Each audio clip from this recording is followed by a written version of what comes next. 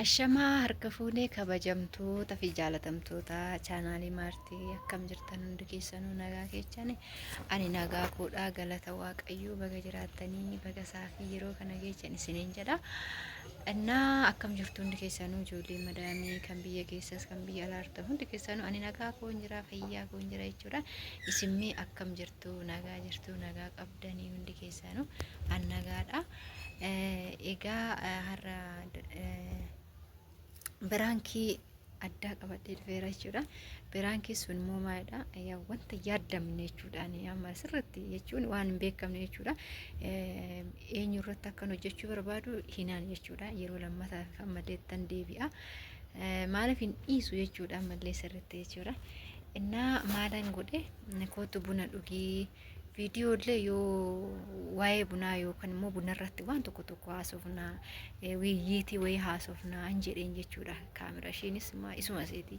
Ani immoo nan gaafadha akkamitti buna danfista buna hin jaalattaa danfistu dhuguu hin jaalattaa waan duraan yeroo buna dhuddu akkamii yeroo barattu akkam namna hedheetan waa'ee akkasii isa gaafadha ishii gaafadha. Ishiin immoo teechee buna dhugdi jechuudha. Amma dhuftee jirti mana jirti akka tasaana daftee narratti dhuftee ani yaame osoo hin qophaa'in jechuudha. Amma gara alaatti gadi ba'ee tanan jechuudha. Innaa buna danfisaa tan jira. Buna san yoon kennuuf jechuudha. Ishuma bira jedhee tanan biraan ga'ee yookaan irratti gannaqaa yookaan immoo lafatti gannamma jechuudha. Birumattan harki hoolladhee nan hoolladhe jechuudha bakka. Saniin booda immoo sistariin illee maal jettiin durallee akkana guyyaallee bishaan qabattee lafa dhoofte jettiin jechuudha. Innaa sababa kanaan ammallee itti deebitee ammallee akkana godhaa jirti jettee sistariin illee akka du'aa dubbattu jechuudha ishii biratti. Ishiin immoo dhugaa seetee maal akka jettu jechuudha. Innaan sirriitti hin gangaladha jechuudha. Innaa akkas fakkaata. Innaa mee na wajjin hordofaa. Innaa kaameraa zim jedheetu manni of jala godhadhee galchee bakka kaameraa banneetu waa'ee bunaa akkamitti akka dhugnu akkamitti buna danfisuu jaalattaa inaan mee jennee waa'ee tokko haasofnaan jedhaan ishee gaafii golgaafannaan jedha. Innaa akkasas hin jedhaa ona hordofaa amma galuutti jira jechuudha. Maal goota illee kaara. Video wanna video ina sofna waa'ee buna akkamitti akka danfisan jechuudha. Dhaggeeffattoota kiyyaa jechuudha. Duraan ani buna danfisuu nan jaaladha akkamitti akka bakka warri kiyya akkatti na guddis akkamitti akka guddadhu waa'ee sana asofna. Sanumaa kan bakka mara kaameraa Kursi kan, gaafii nu gaafachuu fi buna kana. Gaafii wal gaggaafa. Akka ta'e jedhee sama. Waan baduuqa. Jira jirtu hordoftoota maatii nagaa keessanii baay'ee nagaa fayyaa taatan isin jecha. Ani mana ijoollee dhufuun barbaanne. Aarii bakkee qabu. Aarii sanan qabaa. Garummoo waan godhuudhaaf isheen buna danfistee na yaamneen immoo buna kanarraa baay'een jaaladha waan ta'eef buna kana obsuu dadhabee dhufe kana fakkaataa. Egaa waan isheen haasa'uu hedduu waan isheen hojjechuu barree gammaasutti yaa waan namni wuu qopheeffannaan miti kan kaameraa banu waan haasaa jedheeti mee dubbii nu barsiisii nu si haasofnaa. Raafillee yoo qabanne gaafii kee nu gaafadhu deebii nurraa argadhu yoo beenne yookaan immoo hordoftoonni keenya ifaa deebisanii jennaanii kana fakkaata. Koottaa bunallee haadhuun kun buna guyyaati. Buna sa'aatii saafaa jechuudha. Koottaa dhugaa namni buna danfisuu beektanii eenyu wallaahi. Koomenti irratti barreessa akkamitti akka danfu. Koomtuu wallaahi. Koottaa dhugaa. Buna taa'inaa keessa dhabu. Ooyi ka'eessi kennaa maali?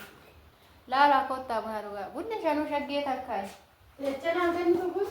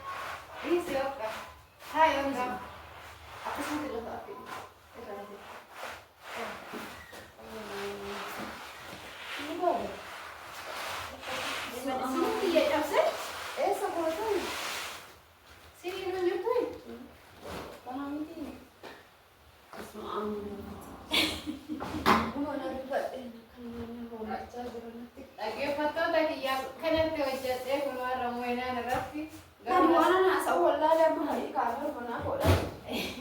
Kanaaf na yaamte dhiifama guddaa jechuun ansitti illee bakka dhiisuu jechuu jedhee sanaan bakka farri fadhiitti jedhee na dhiifama bakka dhiifama bishaan seetu oolutti dhugi na sodaachis ta'e isatti misa omaan qabu dhiisi aromaan qabu fudhadhaas warra godha.